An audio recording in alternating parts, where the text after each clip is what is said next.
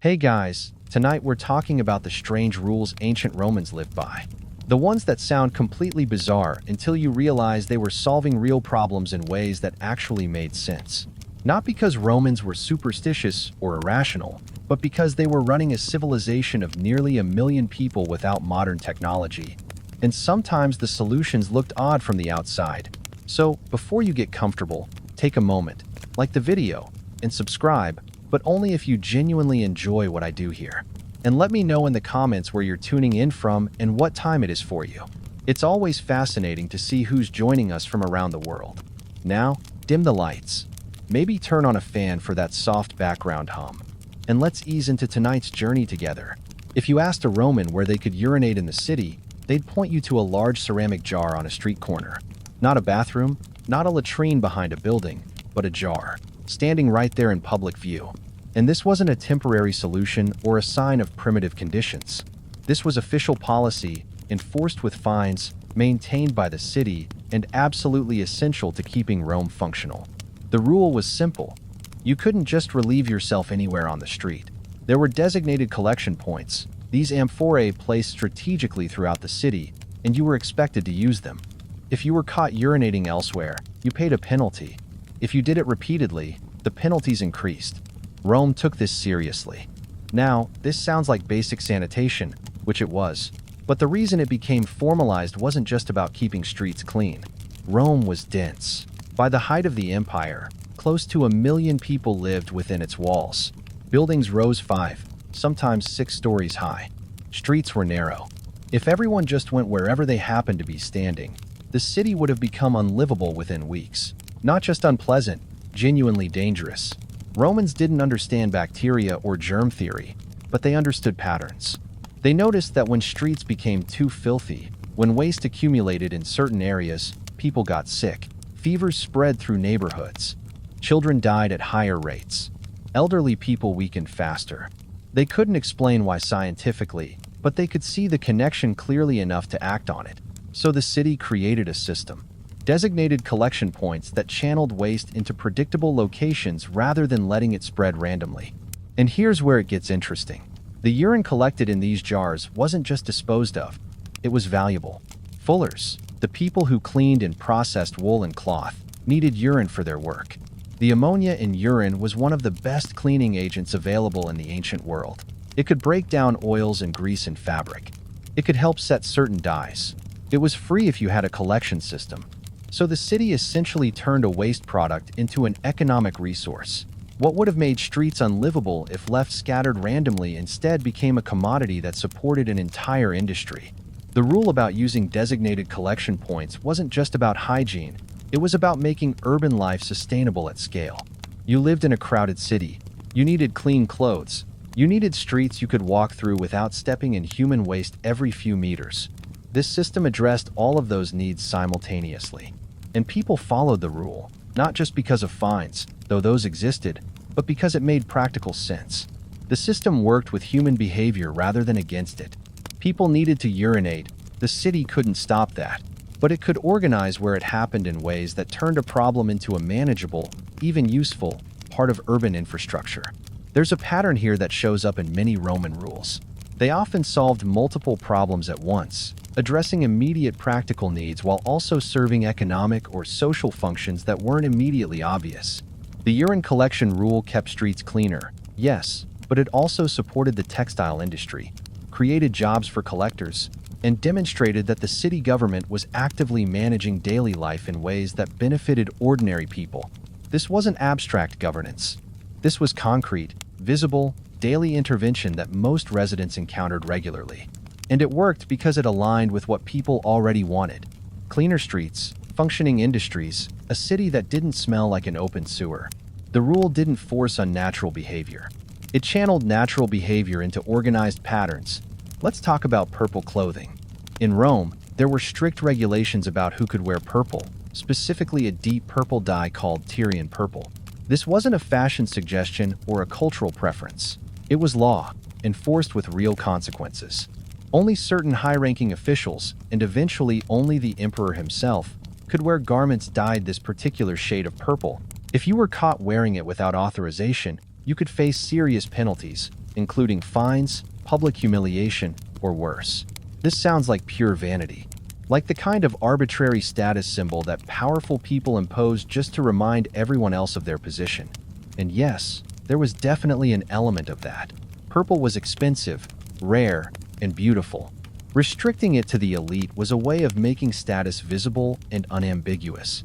But there was more to it than simple snobbery, and it had to do with how societies without modern identification systems managed to function. In a city of hundreds of thousands of people, where most citizens never saw the emperor or high officials in person, where there were no photographs or ID cards or uniforms in the modern sense, how did you know who had authority? How did a soldier in the street know which person giving him orders actually had the rank to do so? How did a crowd know which figure in a public ceremony was the actual magistrate, and which was just someone standing nearby? Visual markers solve this problem. If only senators could wear togas with a broad purple stripe, then when you saw someone in that toga, you knew immediately that you were looking at a senator. You didn't need to ask for credentials. You didn't need to verify their identity through documentation. The clothing itself was the credential.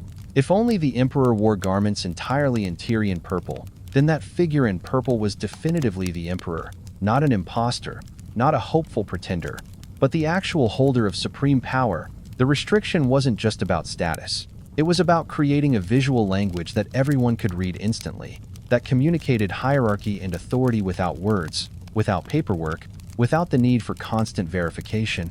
In a world without modern bureaucratic tools, visual identification through clothing was one of the most efficient systems available, and the severity of the penalties for violating these rules made sense in that context. If someone falsely claimed to be a senator by wearing a senator's toga, they weren't just committing fraud in a modern sense. They were potentially disrupting the entire system of governance. They might give orders that people would follow. They might make decisions that affected lives and property. And those actions would be based on a lie that the visual identification system was supposed to prevent. The same logic applied to military uniforms, religious vestments, and various other forms of official dress. Each carried specific meanings that were understood across the entire society. A priest dressed in certain garments could perform certain rituals. A magistrate in specific robes could render certain judgments. The clothing wasn't decorative. It was functional communication. So the rule about purple wasn't arbitrary. It was functional, a solution to the problem of identification and authority in a pre-modern society. And it worked for centuries, creating a system where clothing communicated information that was essential for social and political order. People might have resented the restriction, might have wished they could wear beautiful purple garments, but they understood why the rule existed, because they relied on the same visual markers to navigate their own interactions with authority. The system eventually broke down, not because it stopped being logical, but because the political structures it supported collapsed. Once imperial authority fragmented, once the clear hierarchy of Roman power dissolved, the clothing restrictions lost their function. But while Rome was Rome, while the system was intact, the purple rule made perfect sense. Now let's talk about dinner parties. In Rome, particularly during certain periods of the Republic and early Empire, there were laws that limited the number of guests you could invite to a private dinner, that restricted how much you could spend on food for these occasions, and that even specified which kinds of dishes were appropriate for which types of gatherings. These sumptuary laws, as they were called, seem incredibly intrusive from a modern perspective. Why would the state care how many people you invited to your own home for dinner? Why would it matter if you served expensive, imported delicacies or simple local food? Why would the government regulate something as personal as hospitality? But there were reasons, multiple reasons, and they had to do with both economics and social stability. First, there was the economic dimension. Rome imported vast quantities of luxury goods from across the Mediterranean and beyond. Spices from India, wine from Greece, fish sauce from Spain, exotic fruits and vegetables from Africa and Asia Minor. Wealthy Romans competed with each other to host the most impressive dinners, to serve the rarest foods, to demonstrate their sophistication and their resources. And this competition was driving up prices, creating demand that enriched foreign merchants but drained Roman wealth. The state noticed this. They saw gold and silver flowing out of Rome to pay for luxuries, and they worried about the long-term economic impact. So they tried to limit conspicuous consumption, not by banning luxury goods entirely, which would have been impossible to enforce and politically unpopular, but by restricting the contexts in which they could be displayed. If you couldn't legally host a dinner for 50 people and serve them all the most expensive delicacies available, then there was less incentive to import those delicacies in the first place, or at least less competitive pressure to constantly outdo your peers. But there was also a social dimension to these laws, and it was more subtle. Roman society was highly hierarchical, but it was also based on networks of obligation and patronage. Wealthy men competed for political influence by building large groups of clients, people who owed them favors, who would support them in elections, who would show up when called upon. And one of the primary ways to build these networks was through hospitality, through inviting people to dinner, giving them gifts, demonstrating your generosity and your power. This system worked, up to a point, but it also created problems. If one wealthy man could host dinners for 100 people every night, serving them lavish meals and sending them home with expensive gifts, he could build a political following that might rival or even exceed that of elected magistrates. He could create a private power base that owed allegiance to him personally, rather than to the state. And in a republic that was already dealing with tensions between different factions and families, that kind of private power was dangerous. So the limits on dinner parties weren't just about economics or morality, though those justifications were often given. They were about preventing wealthy individuals from building independent bases of power that could destabilize the political system. By limiting how many people you could entertain at once, by restricting how lavish those entertainments could be, the state was trying to channel competition into official political structures, into elections and magistracies, rather than allowing it to become a purely private affair based on who could throw the best parties. Did it work? Sometimes, partially.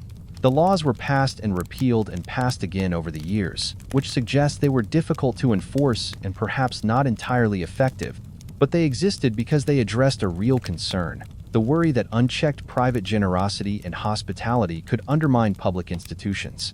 And even if enforcement was spotty, the existence of the laws communicated what the state considered acceptable and what it considered threatening. These dinner party regulations also reflected something deeper about Roman political culture. The Romans understood that political power didn't just come from holding office or commanding armies. It came from social relationships, from networks of loyalty and obligation that operated outside formal structures. By regulating hospitality, they were trying to regulate the informal mechanisms of power, not perfectly, not always successfully, but systematically. The laws also created interesting social dynamics. Wealthy Romans had to balance their desire to display generosity with the need to avoid appearing to challenge state authority. They had to find ways to build political support without violating sumptuary laws. This led to creative workarounds, smaller, more frequent gatherings, gifts given privately rather than at public dinners, patronage expressed through other means. The restrictions didn't eliminate competitive hospitality, they just pushed it into different forms. What's notable is that these laws persisted for so long despite being unpopular with the very people who had the power to repeal them. This suggests that even the wealthy elite recognized, at least sometimes, that unregulated competition for social influence could become destabilizing. They might chafe at the restrictions when they applied personally, but they could see the logic when they applied to rivals. The dinner party rules, strange as they seem, were part of a larger Roman effort to manage the relationship between private wealth and public power. Rome was constantly trying to prevent any single individual or family from accumulating so much informal influence that they could operate outside the political system. These efforts were never entirely successful. Ambitious men always found ways to build power, but the attempt itself shaped Roman political culture for centuries. In the end, the regulations about dinner parties weren't really about food or hospitality. They were about power, how it was built, how it was displayed, and how the state tried to control it. The fact that this power struggle played out through rules about dinner guests and menu items, rather than through more obvious political restrictions, shows how deeply Romans understood that politics operated on multiple levels, simultaneously. Now let's shift to something that touches on religion, because in Rome, religion and daily life were inseparable in ways that are hard for modern people to fully grasp.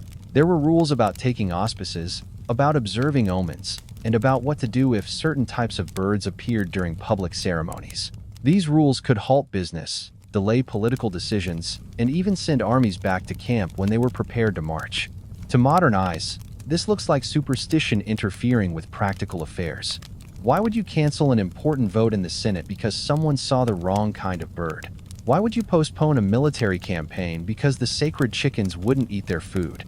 But these practices weren't random superstition. They were a system of decision-making and legitimacy that served specific functions in Roman political and military life. Taking auspices, observing the flight of birds, or the behavior of sacred animals to determine whether the gods approved of an action was a way of building consensus and managing political conflict. In a society where different factions often disagreed intensely about policy, where personal rivalries could escalate into violence, there needed to be mechanisms for pausing, for reconsidering, for giving people time to negotiate and compromise. Unfavorable omens provided that mechanism. If a magistrate wanted to push through a controversial law, but faced strong opposition, and if unfavorable auspices were reported, the vote would be postponed. This gave opponents time to build their case, time to lobby other senators, time to work out a compromise, and it gave the magistrate proposing the law a chance to reconsider, to modify the proposal, or to build broader support. The religious ritual created a space for political process, a pause button that everyone had to respect because it was framed as divine will rather than human preference. Was this system manipulated?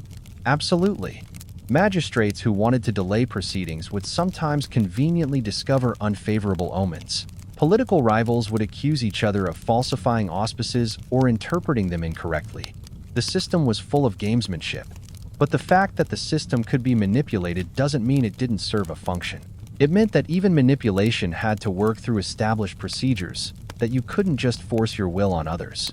You had to operate within a framework that gave everyone a voice, even if that voice was expressed through claims about what the gods wanted. In military contexts, auspices served a different but related function. Before a battle, commanders would take auspices to determine whether the gods favored engagement. If the signs were unfavorable, the army would wait. Now, sometimes this was probably genuine religious belief, a commander who truly thought the gods were warning him to hold back. But sometimes it was practical military judgment dressed in religious language. If a commander thought his troops weren't ready, if he thought the enemy had a tactical advantage, if he thought weather or terrain or timing was wrong, he could use unfavorable auspices as justification for delay without appearing weak or indecisive. He wasn't scared of the enemy, he was respecting the gods. His troops weren't unprepared, they were waiting for divine approval. The religious framework allowed practical military decisions to be made and communicated in ways that preserved morale and discipline. And soldiers understood this, at least on some level. They knew that auspices could be a way for commanders to exercise caution without admitting caution. But they also believed, many of them, that the gods did communicate through signs, that divine favor mattered, and that respecting those signs was part of being a good Roman. So the system worked on multiple levels simultaneously, as genuine religious practice, as political tool, and as military procedure. There's something worth noticing here about how Roman rules often blurred the line between religious, political, and practical functions. A rule that seems to be about one thing, pleasing the gods, might actually be serving several purposes at once, managing political conflict, enabling military flexibility, reinforcing social hierarchy, and this multifunctionality was part of why Roman systems persisted for so long. They were flexible, adaptable, useful in multiple contexts, even as their official justifications remained constant. The rules about auspices also reveal something important about Roman attitudes toward knowledge and certainty. Romans didn't expect to have complete information before making decisions. They accepted that the future was uncertain, that outcomes couldn't be fully predicted, that sometimes you had to proceed without knowing whether you were making the right choice. The auspices didn't eliminate uncertainty. They provided a framework for acting despite uncertainty. This is very different from how modern societies often approach decision-making. We tend to assume that with enough data, enough analysis, enough expert input, we can make objectively correct choices. Romans didn't have that assumption. They knew that even with divine guidance, even with careful observation, things could go wrong. The auspices weren't guarantees. They were indicators, pieces of information to consider alongside everything else. This created a political culture where process mattered as much as outcome.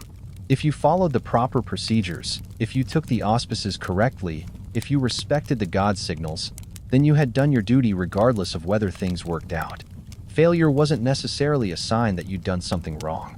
It might just mean that the gods had other plans, or that circumstances beyond anyone's control had intervened. The rules about auspices, strange as they seem, were part of how Rome managed the gap between human ambition and uncontrollable reality. They provided a language for talking about uncertainty, a framework for making decisions when outcomes couldn't be known, and a mechanism for building consensus in a deeply fractious political system. Not perfect, not always honest, but functional enough to help run an empire for centuries. Let's talk about something more mundane but equally revealing: the rules about waste disposal and what you could throw out of windows. In Rome, most people lived in apartment buildings called insulae, and these buildings didn't have internal plumbing or trash disposal systems in the way modern buildings do. So people living on upper floors faced a practical problem. How do you get rid of waste, both human waste and ordinary trash, when you're 5 stories up and there's no running water or garbage chute? The answer, unfortunately, was often to throw it out the window into the street below. This created obvious problems, both for public health and for anyone walking down the street who might suddenly find themselves covered in refuse from above. So Rome had laws about this, specific regulations about what you could throw out of windows, when you could do it, and what you had to do to warn people below. The rules required that if you were going to throw something out a window, you had to shout a warning first. This gave pedestrians a chance to move out of the way, or at least look up and brace themselves. There were also restrictions on what could be thrown out and when, with heavier penalties for disposing of human waste during daylight hours when streets were crowded. And if you injured someone by throwing something out a window, you were liable for damages, with the penalties being particularly severe if the injured person was a free citizen rather than a slave. Now, these rules didn't solve the underlying problem, which was that apartment buildings needed better waste disposal systems. But in the absence of infrastructure that wouldn't be developed for centuries, they managed the problem in a way that balanced practical necessity with public safety and dignity. People needed to dispose of waste. There was no realistic way to carry everything down multiple flights of stairs multiple times a day. So the law acknowledged that window disposal would happen, but it tried to make it safer, more predictable, and less likely to cause serious harm. And there's evidence that people mostly followed these rules, not perfectly, but enough that the system functioned. We know this because Roman writers complained about window disposal, but they complained about it as an annoyance, not as a constant deadly threat. Juvenal and other satirists joked about the dangers of walking through certain neighborhoods at night, but the fact that it was a subject for humor rather than horror suggests it was a manageable risk, something you watched out for, but not something that made the streets impassable. The rules also created social accountability in an interesting way. If you injured someone by throwing waste out your window, and they could identify which window it came from, you were responsible. This meant that people in apartment buildings had an incentive to be careful, to give proper warning, to aim for times when streets were less crowded. And it meant that landlords had some incentive to maintain buildings in ways that reduced risk, perhaps by ensuring there were street-level collection points or by organizing waste removal services that buildings could share. Was this a perfect system? Obviously not. The idea of people throwing waste out of windows is repellent to modern sensibilities, and it created health hazards that contributed to disease and reduced quality of life. But in the context of ancient urban life, without modern sanitation infrastructure, it was a pragmatic response to a real problem, and the rules around it were designed to minimize harm, while acknowledging that the underlying practice couldn't be completely eliminated. The window disposal rules also reveal something about Roman urban planning, or perhaps the lack of it.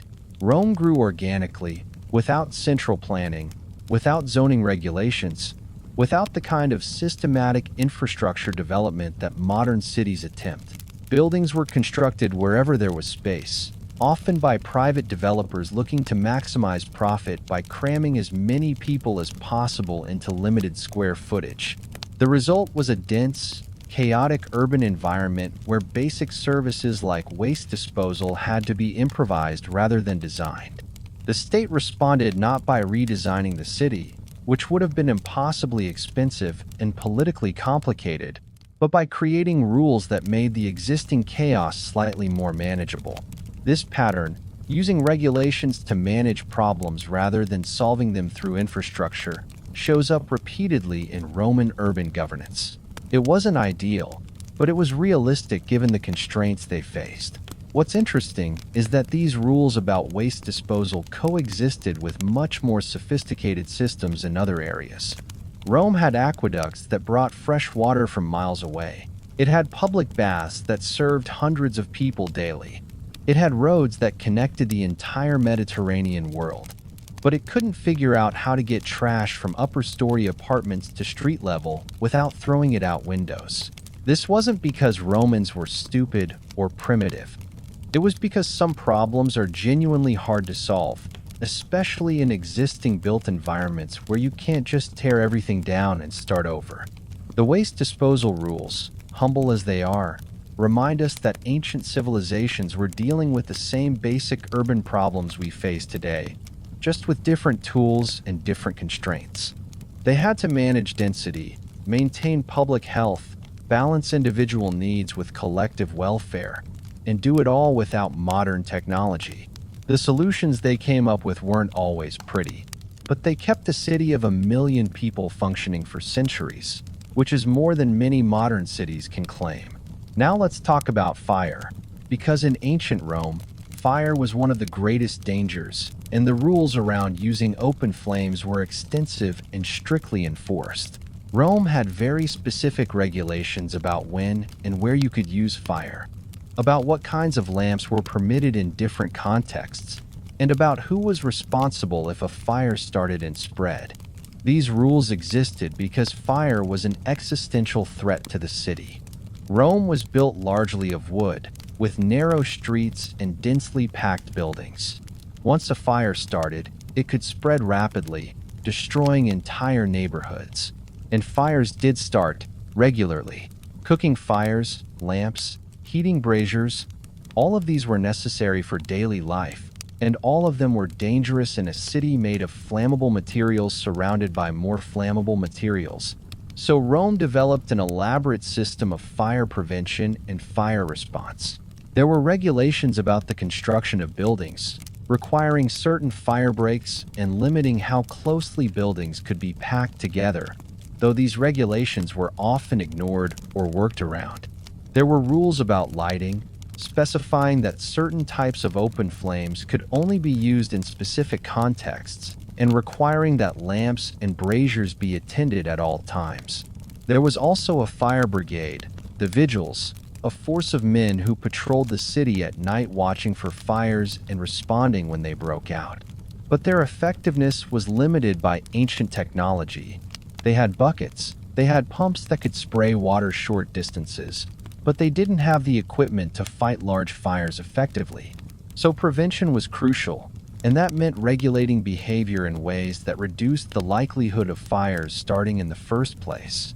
The rules about fire were enforced with varying degrees of strictness depending on the context. If you were a wealthy homeowner with a large private residence, you had more flexibility in how you managed lighting and heating, though you were also liable for significant damages if a fire from your property spread to neighboring buildings. If you lived in a crowded apartment building, the rules were stricter, and landlords could face serious penalties if they allowed tenants to use dangerous lighting or heating methods. What's interesting is how these rules created a kind of collective responsibility for fire safety.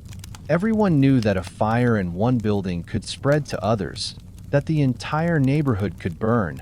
So there was social pressure, beyond just legal requirements, to follow fire safety rules, to be careful with flames, to maintain equipment properly. And there was also a culture of mutual assistance, neighbors helping each other watch for fires, alerting the vigils quickly when smoke was spotted, working together to contain small fires before they became large ones.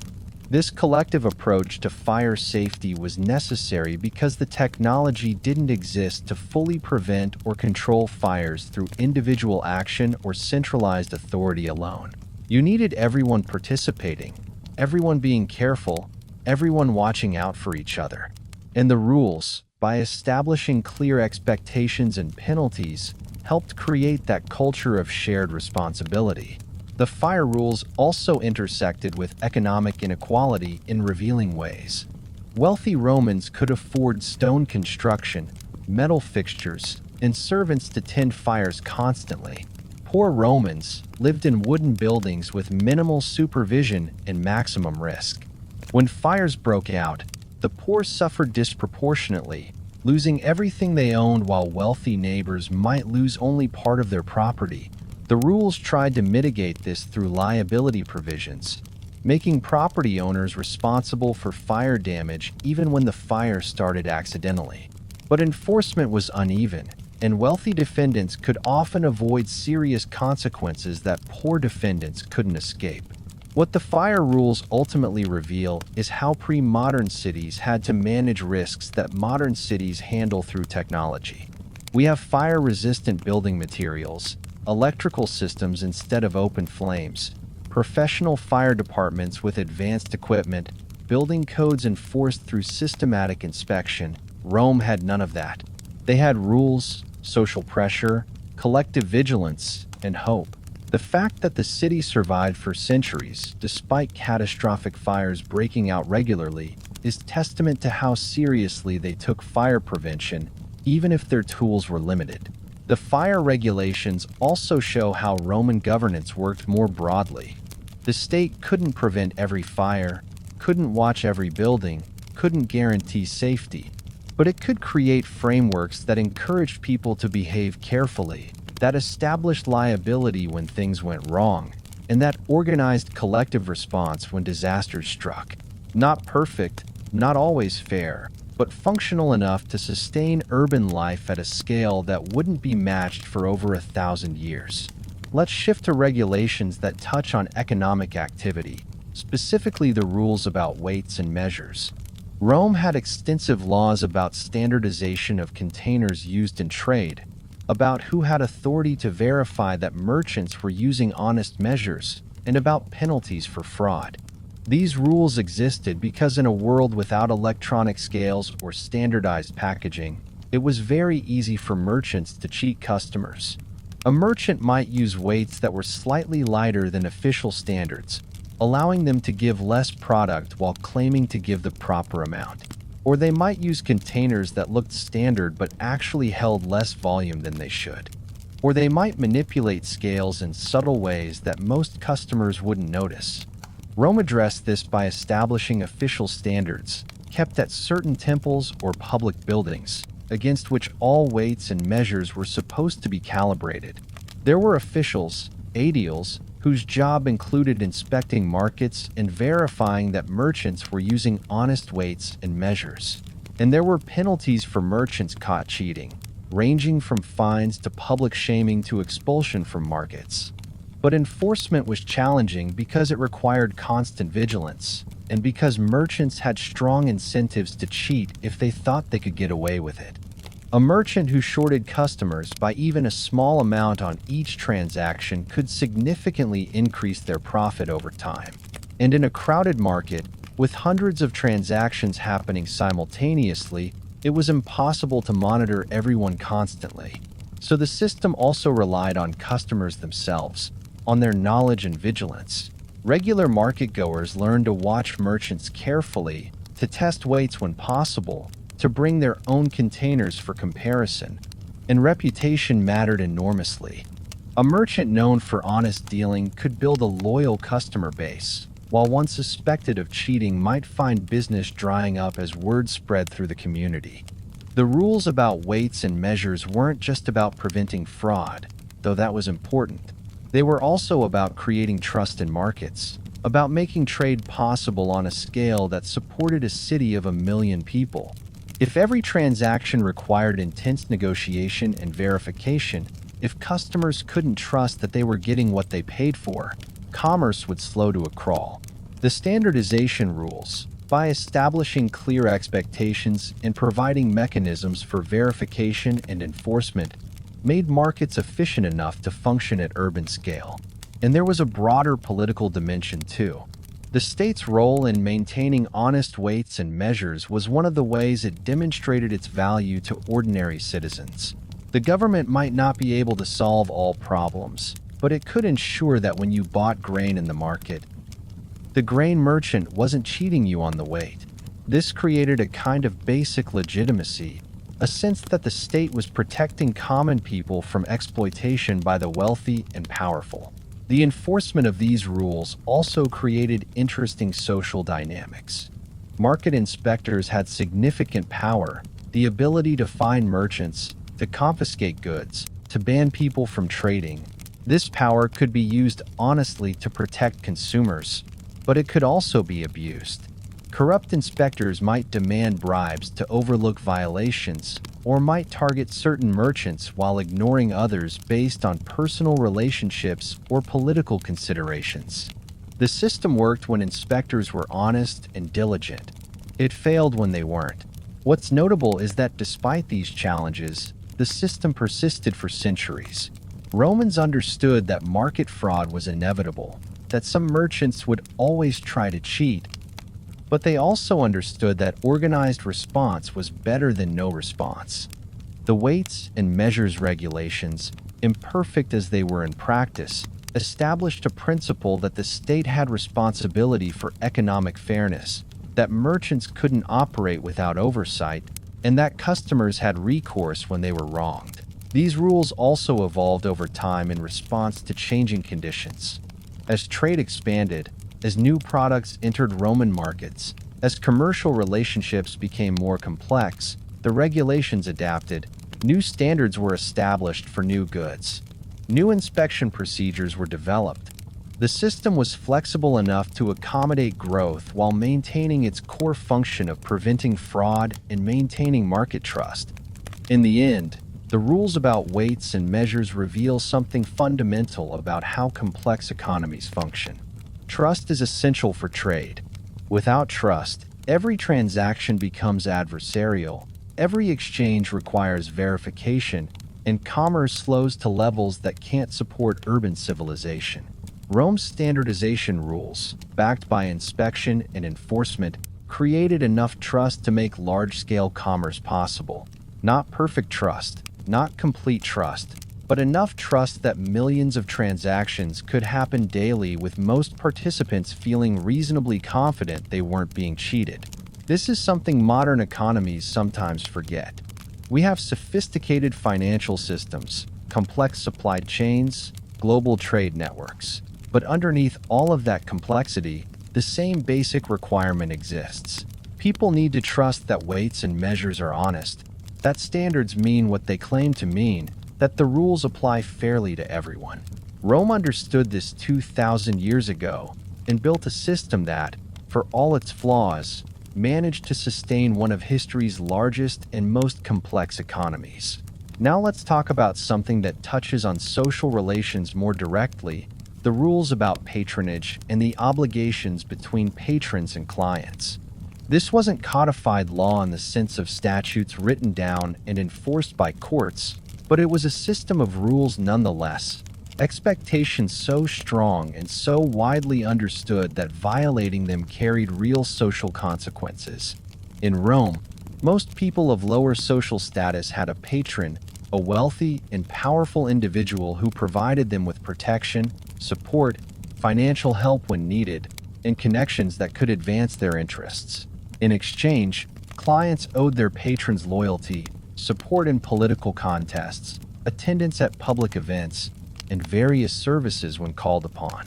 This system structured much of Roman social and political life, and it operated according to unwritten but clearly understood rules.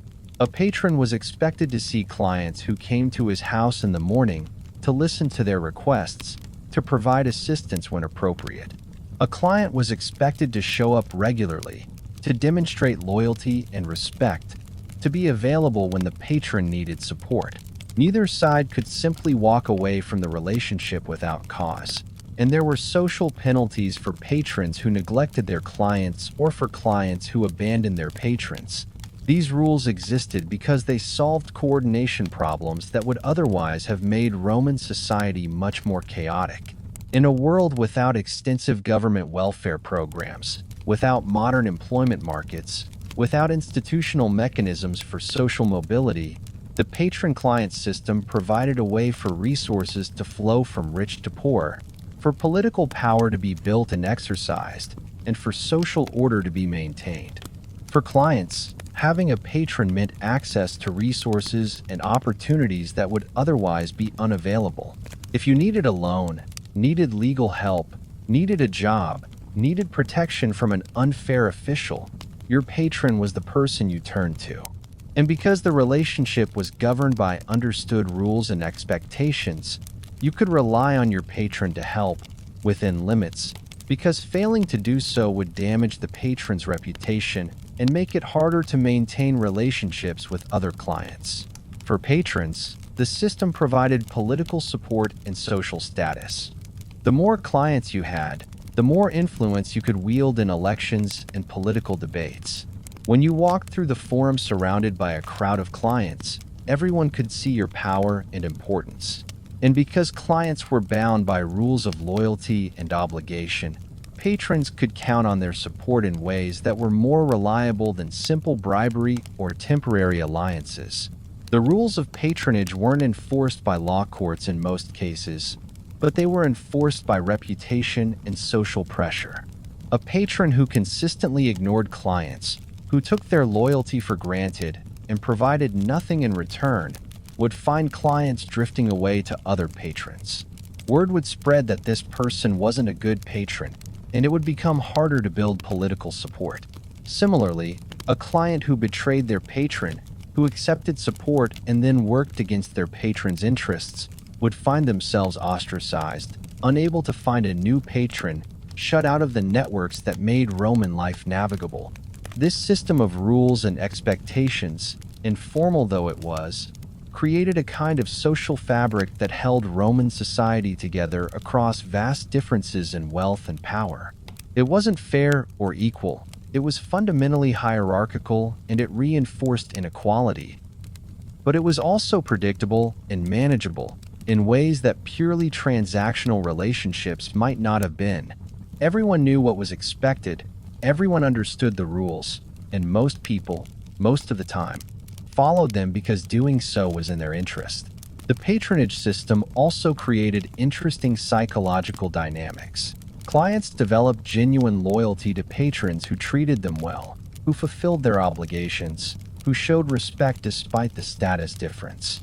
This wasn't just calculation, it was relationship, and patrons often developed genuine concern for their clients, feeling responsibility for their welfare, taking pride in their success. The system worked partly because it engaged human emotions, not just rational self-interest.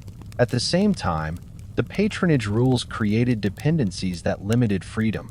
A client continue, 8:49 a.m. couldn't easily oppose their patron's political interests without risking the relationship and everything that came with it.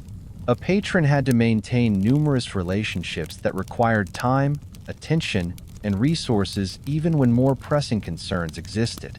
The system was stable, but stability came at the cost of flexibility and individual autonomy. What's interesting is how long this system persisted. Long after the Republic fell, long after emperors replaced senators as the primary wielders of power, the patron-client structure remained fundamental to Roman social organization.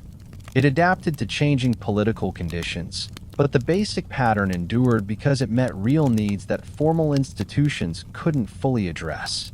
The patronage rules, unwritten and unenforced by courts, were in some ways more powerful than formal laws. They shaped daily behavior, structured relationships, determined life outcomes for millions of people across centuries. And they worked not through coercion but through mutual understanding of obligations that benefited both parties when fulfilled and harmed both when violated. This kind of social ordering, based on reciprocal expectations rather than formal enforcement, shows a sophistication in Roman culture that's easy to overlook when focusing only on laws and institutions. Let's talk about regulations concerning public spaces, particularly the use of the forum and other gathering places. The forum was the center of Roman public life, the place where politics happened, where legal cases were heard, where merchants conducted business, where people came to see and be seen. And because it was so important and so crowded, there were extensive rules about who could do what in the forum. where different activities were permitted, and how the space was managed. There were designated areas for different types of activity. Political speech happened in certain locations. Law courts met in specific buildings or porticos. Money changing and banking happened in particular sections. And there were rules about maintaining these divisions, about not conducting inappropriate business in the wrong part of the forum, about respecting the ceremonial and political uses of the space. These rules existed partly for practical reasons, to keep the forum organized and functional. If merchants set up shop wherever they wanted, if political speakers competed with commercial transactions happening right next to them, if law courts tried to operate amid crowds of shoppers and money changers, nothing would work efficiently. The spatial organization, enforced by rules and by officials who supervised the forum, made it possible for different activities to coexist in a limited space. But there was also a symbolic dimension to these rules. The forum was the heart of Roman civic identity, the place where the Republic, and later the Empire, manifested itself physically. How the forum was organized, what activities were permitted where, who had access to which spaces, all of this communicated messages about Roman values and priorities. Politics and law were central, given the most prominent locations. Commerce was important but secondary, confined to specific areas. Religious ritual had its place, marked by temples and altars, but it was integrated into rather than separated from daily civic life. The rules about forum use also reflected and reinforced social hierarchies. Senators had privileges in terms of where they could stand during public events, which sections of the forum they could access, how they could move through the space. Ordinary citizens had their places, their zones of access. Slaves and foreigners were even more restricted, and these spatial rules made hierarchy visible, made it something you could see and feel as you moved through the public spaces of the city. But the forum was also, within these hierarchical constraints, a relatively accessible public space. An ordinary citizen could go there, could watch political speeches, could observe trials, could participate in public life in ways that weren't available in more restricted settings. The rules made this possible by creating order, by ensuring that crowds didn't become chaotic, by giving everyone a place where they could stand and observe and, when appropriate, participate. This balance between order and access was crucial. If the forum had been completely open, with no rules about use of space, it would have become unmanageable. If it had been completely restricted, with access limited to elites, it would have lost its function as a public gathering place. The rules created a middle ground where hierarchy was maintained, but public participation was still possible. The forum rules also had to adapt to changing conditions. As Rome grew, as the population increased, as political life became more complex, the regulations evolved. New sections were designated for new activities. New restrictions were imposed when old ones proved insufficient. The forum was constantly being reorganized, redesigned, rebuilt to accommodate Rome's growth and changing needs. What's interesting is that despite all these rules and all this organization, the forum remained a somewhat chaotic space. Roman writers describe it as noisy, crowded, overwhelming. The rules didn't eliminate chaos. They just made it manageable.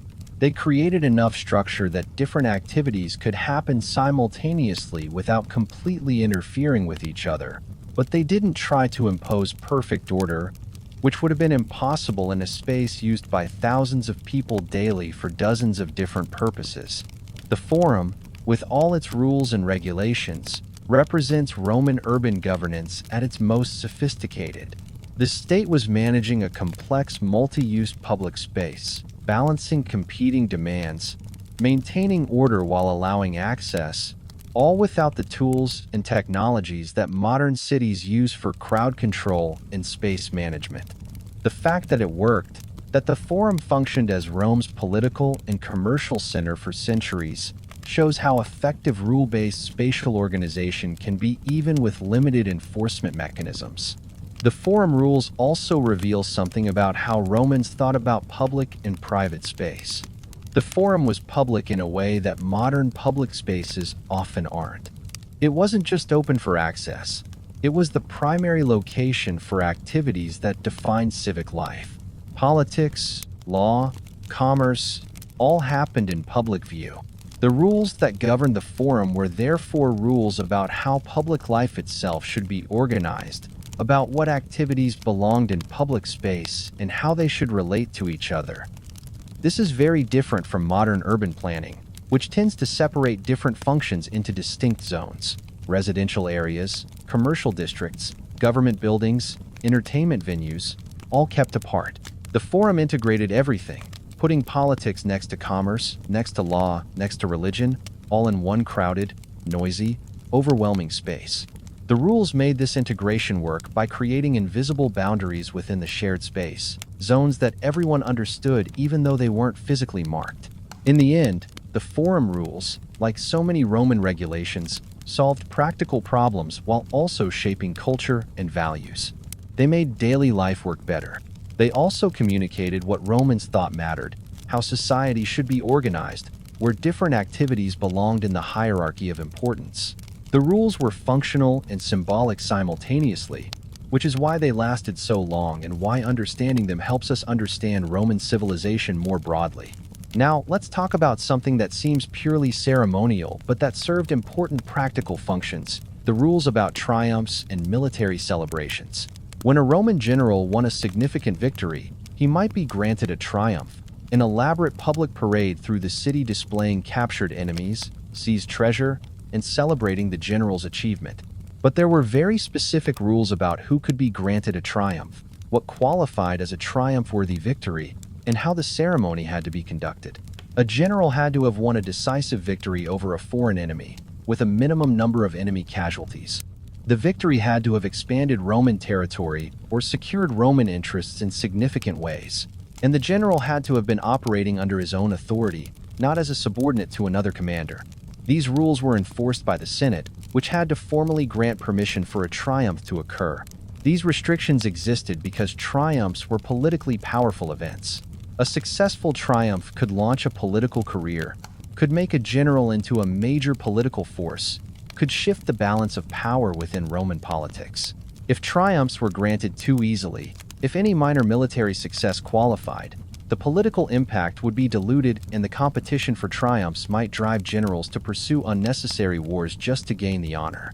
By making triumphs rare and by requiring senatorial approval, the system ensured that triumphs retained their significance and that military glory remained somewhat controlled by civilian political authorities. The Senate couldn't prevent a popular general from becoming politically powerful, but they could at least regulate how that power was displayed and celebrated. There were also rules about what happened during a triumph itself. The triumphant general rode in a special chariot, dressed in specific ceremonial garb, following a prescribed route through the city. Behind him, a slave stood holding a crown over his head and supposedly whispering reminders that he was mortal, that glory was fleeting. The procession included captured enemies, displayed treasure, and representations of conquered territories, all organized according to traditional patterns. These ceremonial rules served multiple purposes. They created a spectacle that honored the general and celebrated Roman military success, which was good for morale and for the general's political career. But they also contained that celebration within controlled forms, within rituals that emphasized continuity with Roman tradition, that reminded everyone, including the general, that individual glory served the larger purposes of Rome. The triumph wasn't about the general becoming a king or a god. It was about Rome's victory, achieved through the general's service. And the detail about the slave whispering, reminders of mortality, whether or not it actually happened consistently, represented an important idea that the triumph rules were meant to reinforce.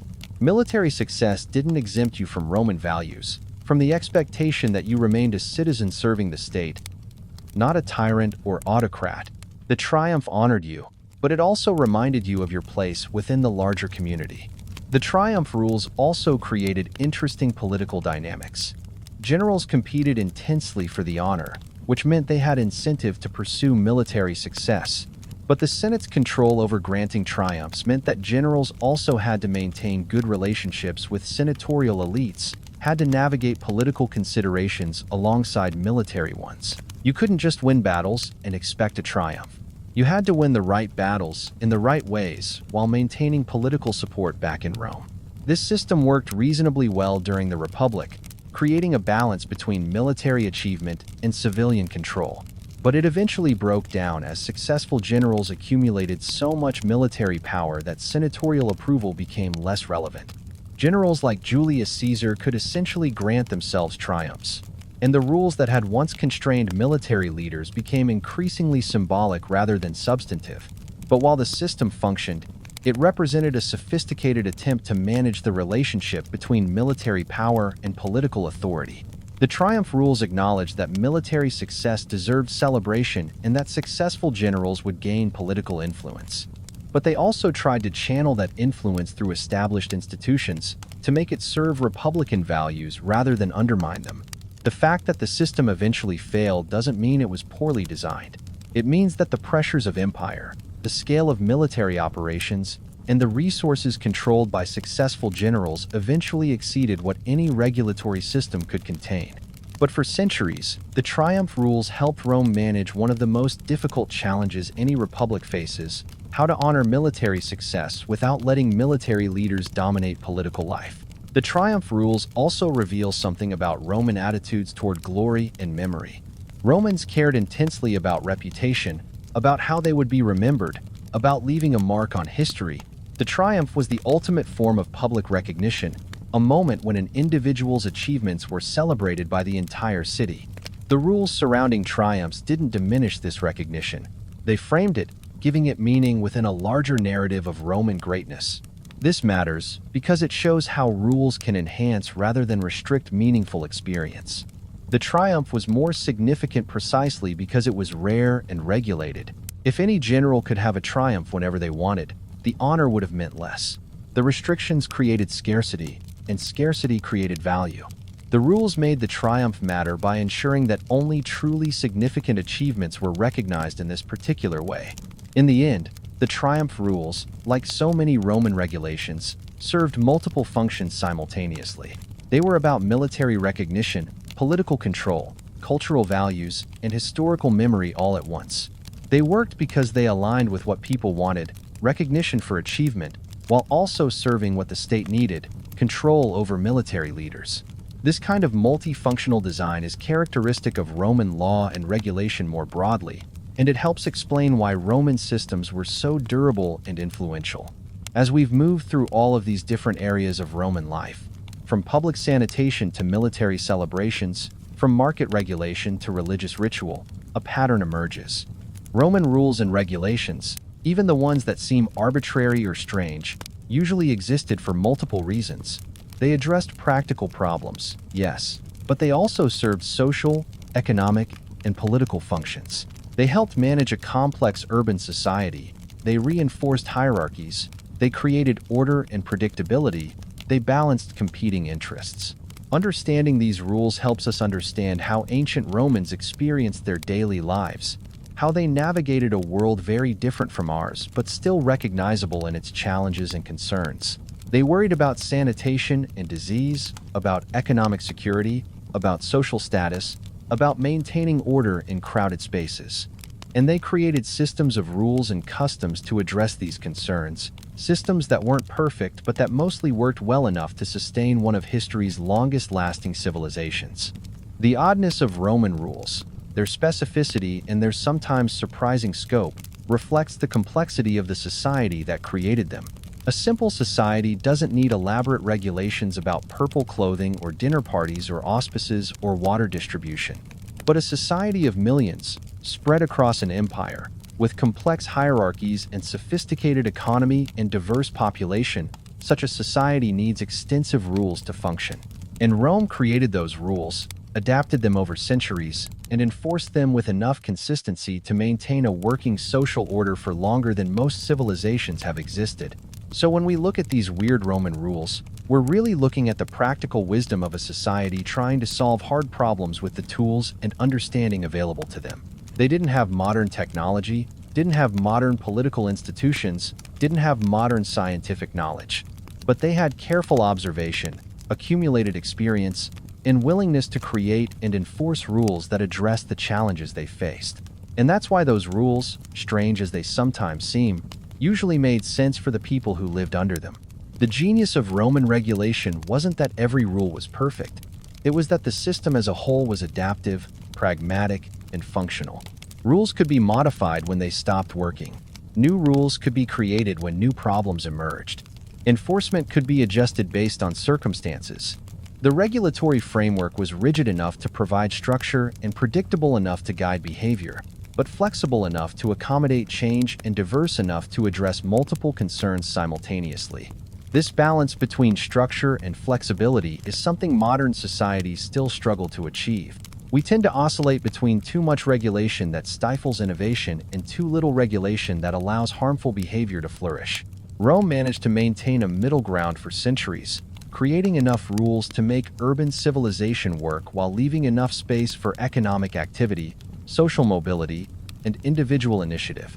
The fact that Roman regulations addressed multiple objectives simultaneously, solving practical problems while also reinforcing social values and political structures, made them more durable than single-purpose rules would have been. When a rule serves only one function, it can be eliminated when that function is no longer needed or when alternative solutions emerge. But when a rule serves multiple functions, it becomes embedded in the social fabric in ways that resist easy change. This is why so many Roman legal principles persisted long after Rome itself fell, influencing legal systems across Europe and eventually around the world. The rules weren't just arbitrary impositions by powerful rulers. They were sophisticated responses to genuine challenges of organizing complex societies. They reflected accumulated wisdom about human behavior, about what works and what doesn't when trying to coordinate the activities of millions of people with competing interests and limited resources. In the end, the weird rules of ancient Rome weren't weird at all.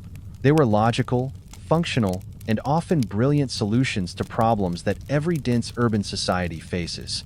They looked weird from the outside, from the perspective of people living in very different circumstances with very different tools and assumptions. But from the inside, from the perspective of people trying to make daily life work in a crowded ancient city, they made perfect sense. And maybe that's the real lesson here. What looks strange or arbitrary from one perspective often reveals itself as sensible and necessary from another. The rules that seem most bizarre are often the ones addressing problems we no longer face or addressing them in ways that modern technology has made unnecessary. But the underlying logic, the attempt to create order, fairness, and functionality in complex social systems, that remains constant across time and culture. Rome succeeded not because Romans were smarter or more virtuous than other peoples, but because they were willing to create and enforce rules that made their society work. They observed problems, they experimented with solutions, they kept what worked and modified what didn't. Over centuries, this practical approach to governance created a body of regulations that, for all their occasional strangeness, sustained one of history's greatest civilizations. So the next time you encounter a rule that seems pointless or bizarre, it might be worth asking what problem it was designed to solve. What behavior was it trying to encourage or prevent? What unintended consequences was it trying to avoid? Often, beneath the strange surface, you'll find logic.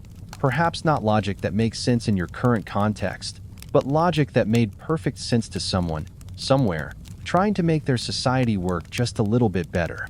That's what the Romans did. They made their society work, one strange rule at a time. And in doing so, they left us a legacy that extends far beyond laws and regulations. They left us an example of how human communities can organize themselves, can create order from chaos, can balance competing needs and interests, can adapt and survive across centuries of change. The weird rules of ancient Rome, properly understood, aren't weird at all. They're evidence of human ingenuity, persistence, and the endless effort to make civilization possible,